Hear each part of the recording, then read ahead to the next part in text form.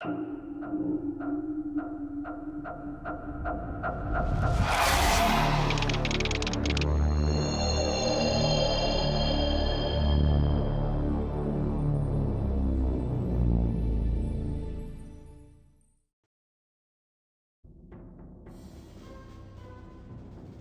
guys, welcome to my Let's Play of Jagged Alliance 2 version 1.13.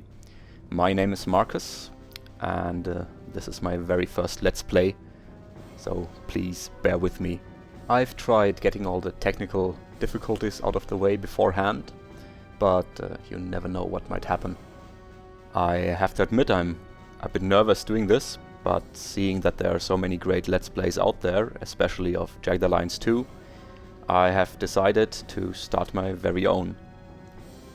I've been especially motivated by Chris's and Odog's excellent Let's Plays of Jagged Alliance 2, but there are quite a few other good ones out there. I'll put some links in the description box below if you're interested and want to check them out. As you might have seen from the intro screen from the zeroth logo, I am playing build version 4870, which is the latest official build. It's quite dated by now. It was released in December 2011 with an update in, I think, July 2012. I'm aware that there are many newer builds available, but I'm not familiar with those yet. I haven't played them yet, so I'll stick with the version I know at least a little. Counting the demo version, I started playing Jagged Alliance 2 15 years ago. I've been playing it ever since, off and on, so I'm quite experienced with it. However, I only transitioned to version 1.13, which brings a lot of changes, maybe 3 years ago, so I don't know all the ins and outs yet. Now that that's out of the way, I'd like to talk a little about how I am going to approach this Let's Play concerning episode length and upload frequency. As for episode length, episodes are probably going to be quite long since I'm a slow and cautious player, both in the tactics and the strategy section of the game. I briefly thought about altering my playstyle for this Let's Play to make it quicker, a bit more exciting to watch. But in the end I decided against it. In my opinion, a Let's Play is a great way of showing people how you play a game, and for the viewer to see how other people play a game they like. So I think altering my playstyle for this Let's Play would ruin that. Also, I'm sure that most people who still play Jagged Alliance 2 or watch Let's Plays of it are quite patient and appreciate the detail and the calm of the game, so I do not want to ruin that either. I am not going to cut anything, but I am going to put notes in the description box if there are longer parts where nothing exciting happens, so people who do not want to see those can easily skip them. I am going to aim for an episode length of about an hour. Some might be considerably shorter, others might be longer, depending on where I can find a decent spot in the game to pause and pick it up the next time. As for upload frequency, I'm going to try to upload 2 or 3 parts per week, but there might be weeks where I cannot find the time to upload anything, but there might also be weeks where I upload 4 or even 5 parts. If I know beforehand that I won't be able to upload for a while, for a longer period of time, I am going to leave a small note about that in the description box or the comment section of the previous video. Another thing I'd like to talk about is cutscenes and voices. I am not going to do any commentary during the cutscenes. Not that there are that many in Jagged Alliance 2, but the ones there are, I am going to let play out without interrupting the NPCs or talking over their voices. This also means for you guys who've seen all of the Jagged Alliance 2 cutscenes many times and know them by heart, you can skip them if you do not want to see them again. You will not be missing out on any commentary. Also, I am going to try not to interrupt NPCs and player characters during their unique lines. For example, the AIM guys when you hire them, or when you speak to NPCs on the maps. I will, however, be forced to talk over the comments the mercs make quite often, like when they see an item or spot an enemy. It's hardly avoidable talking over those from time to time. As for saving and reloading, I will try not to reload at all. I do, however, reserve the right to reload if something goes horribly wrong. For example, a grenade hitting one of my guys, blowing up his grenades, his explosives, and killing a couple of my mercs. I will reload in such cases. But normally I won't reload. I will accept injuries and casualties if they were caused by a mistake I've made, which is usually the case if something goes wrong. So we'll see how that goes. One last thing I'd like to say before going over the settings I've changed in the ini file is that, as you will have noticed by now, English is not my mother tongue. I am German, so please cut me some slack language-wise. I'm sure my commentary would be a bit more varied and diverse in my mother tongue, but I didn't want to exclude anyone from watching this Let's Play due to language, and I assume that most German Jagged Alliance 2 players do speak at least a little English, while I'm sure it's not the case the other way around. Now, before I start this Let's Play properly with actual gameplay in the next episode, I'd like to show you which of the game's settings I've changed in the ini file. In 1.13 you can customize a lot of settings, not only in the in-game options, but also in an external file. Let me tab out for a moment, so I can show you where you can find this ini file and how to edit it. It's not difficult, don't worry. I just want to show you anyway so you don't get lost, and I want to take the opportunity to explain which of the settings I've altered and which I've kept on the default values. I have not changed too many settings, but the few I have changed are quite important, so I thought I would share them with you here. First of all, navigate to your Jagged Alliance 2 version 1.13 install folder. In there you will find an ini editor. That's one of the ways of editing the ini file. You can also use a text editor. I'll show you the ini editor for a moment and then move on to the text editor. The ini editor is quite okay. If you know what you're looking for, you can easily find the settings. They are neatly categorized in these folders, and you can then change the setting itself here on the right side. I, however, prefer the text editor version, and to employ the text editor method you can simply go to the data-1.13 folder and open up the JA2 options ini. Any old text editor will do, even Notepad. When you open up the file, you can see some explanatory text and then the values themselves, or the settings and the values themselves. Let me show you the ones I have changed. The first one is this here. Mercs can be on assignment. Normally this is set to 0, which means that in the beginning, when you start the game, some of the AIM mercenaries are on a different assignment and cannot be hired. They will become available later during the campaign, but not right off the bat. I've changed this to 1 because I prefer to have the possibility to pick and choose my mercenaries freely, and to be honest, I simply restarted the game until all the mercenaries I wanted to get on day 1 were available anyway with the old settings, so this saves me some restarting. I prefer 1 over 2. 2 means that mercenaries will never go on different assignments. They will always be available for you. I prefer having them going other assignments because it makes the game a little more difficult, and also the mercenaries who come back from assignment, if you've left them a message on their answering machine, will send some quite hilarious emails. Okay, then on to the next setting. sell items with Alt left mouse button. This usually is set to true, which means that you can sell any item directly from the sector inventory by pressing Alt and left clicking the item. I dislike this for two reasons. First, I don't like this selling thing. I prefer getting the things I want to sell to the appropriate trader and sell them there. Or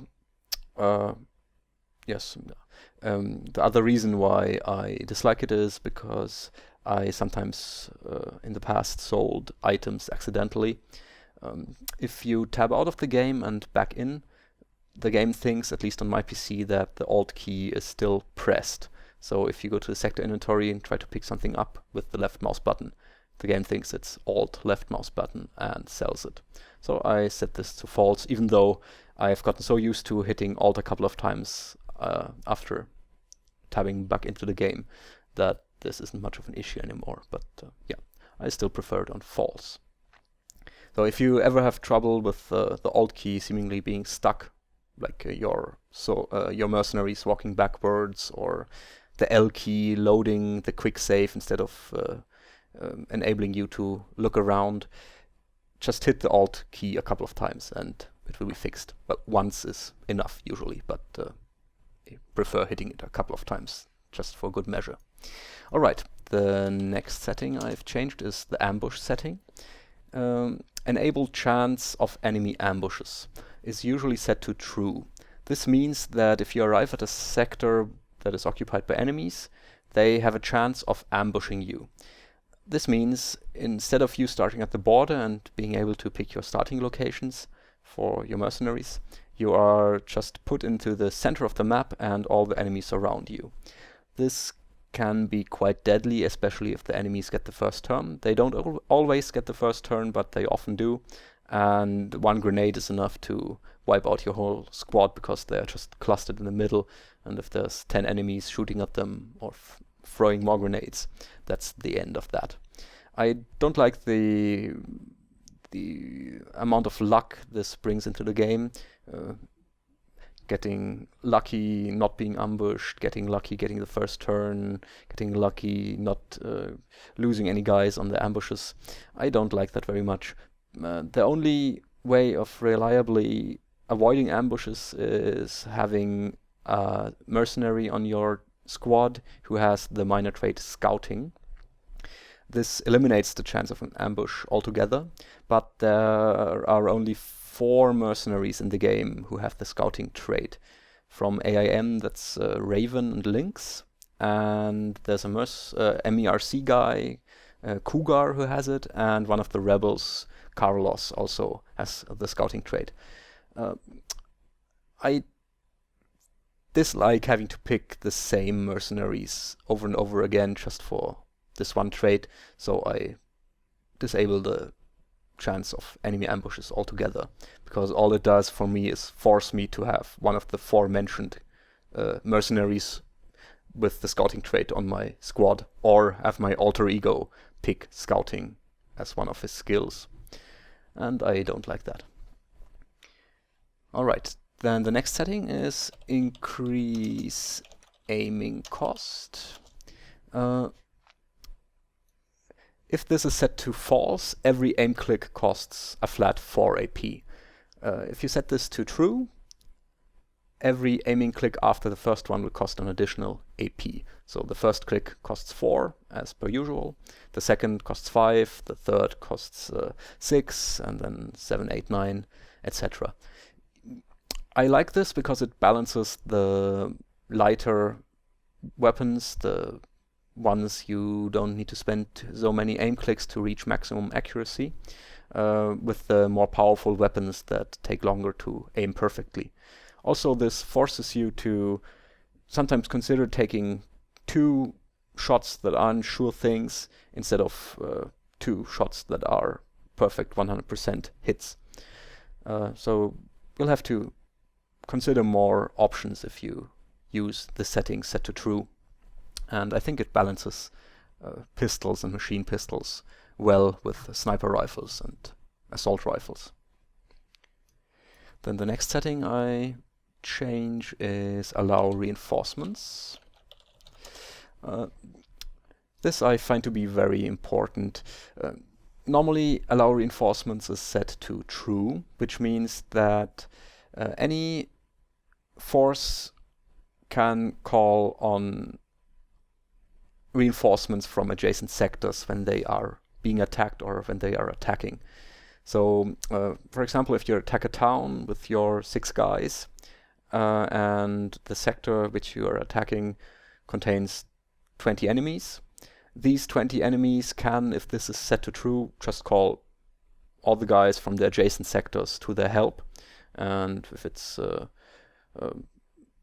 town where multiple sectors are next to the one you're attacking, there will maybe be 40 or 60 or 80 enemies to be fought at once.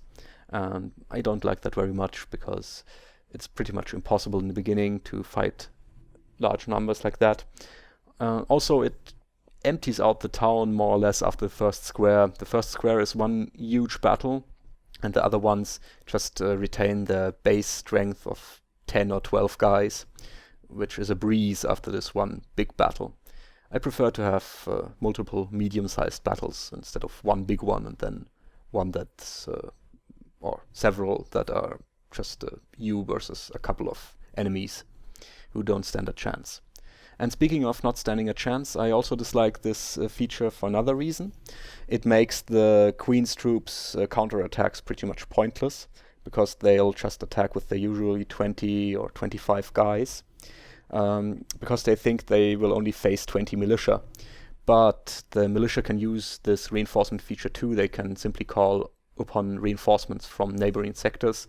So depending on the sector the enemy attacks, they might be facing 40 or 60 or 80 militia, which of course means that they will be wiped out without ever standing a chance. I prefer having to defend sectors with mercenaries in conjunction with militia forces, but mercenaries just to be on the safe side, to defend the sector properly, or to lose a sector once in a while if I don't have a mercenary there.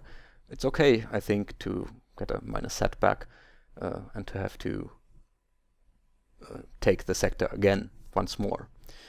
It makes for a more dynamic game, I think, instead of just taking sectors and then defending them with 80 militia at a time, who will always crush the enemy, no matter how many elite soldiers they bring.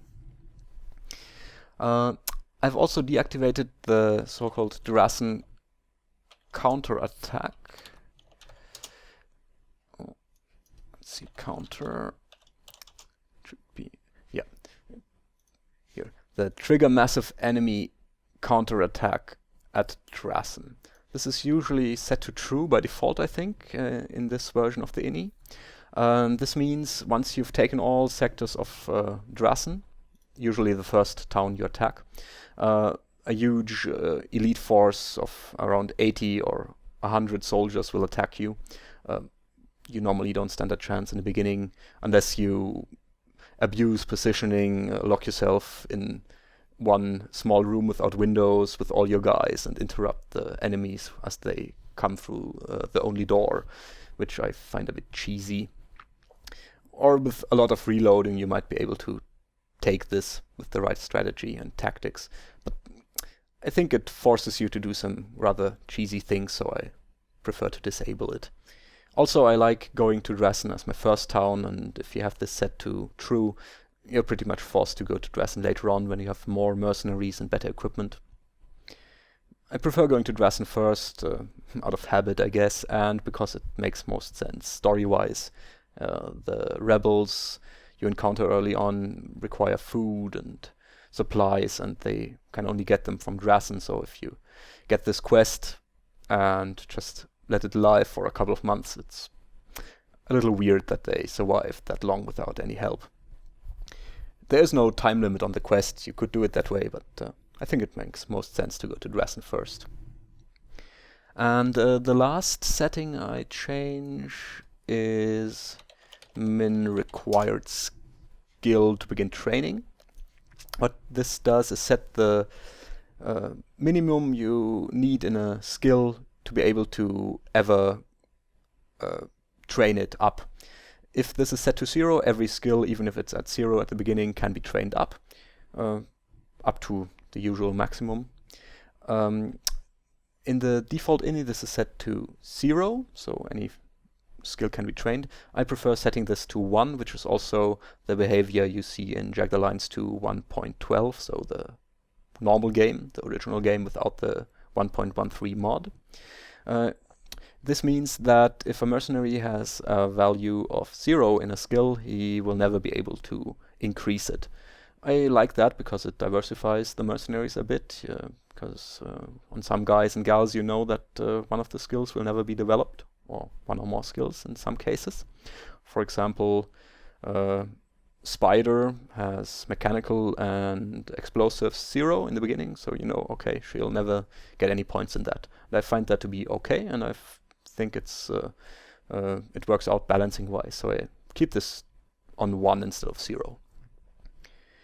And I'm not quite sure if I've changed this, the max skill achievable by training. This might be set to 90 in the default ini. In the vanilla game it's 85, and this means you can only reach a skill of 85 through practice or the trainer-student assignment.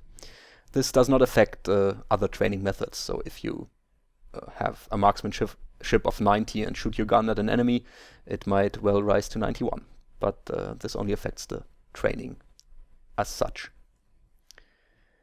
Alright, those are all the settings that I've changed, I think. At least the important ones that change gameplay.